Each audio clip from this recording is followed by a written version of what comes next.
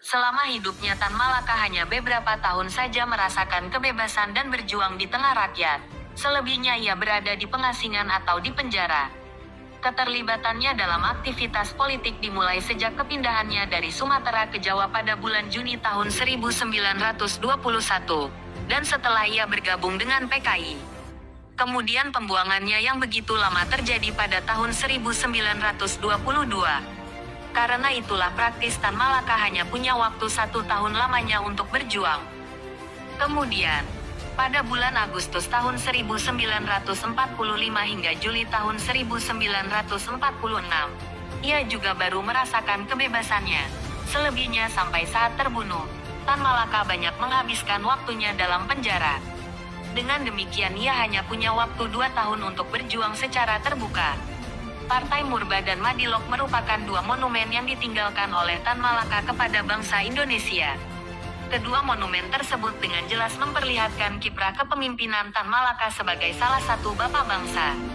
Dari kedua monumen tersebut dapat digali nilai-nilai kepemimpinan Tan Malaka yang sekiranya dapat dijadikan teladan bagi generasi penerus.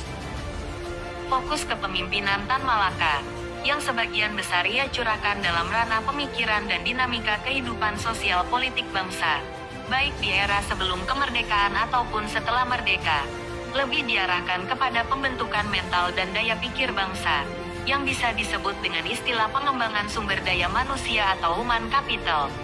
Pengembangan daya pikir itulah yang menjadikan Tan Malaka sebagai sosok yang penting bagi Soekarno dan founding fathers lainnya. Karena pengembangan daya pikir serta mental bangsa diperhatikan sepenuhnya oleh Tan Malaka, dengan harapan kelak akan lahir para pemimpin bangsa yang dapat membawa Indonesia keluar dari keterbelakangan. Kiprahnya sebagai sosok pemimpin politik tidak pernah menunjukkan kecenderungan memperebutkan kekuasaan.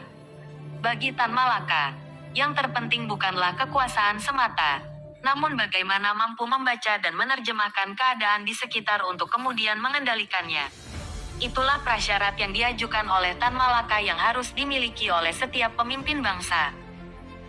Seorang bekas pejabat Jepang, Nishijima Shigetada, menulis pengalamannya dalam buku The Japanese Experience in Indonesia, Selected Memoir of tahun 1942 sampai tahun 1945, sebagai berikut.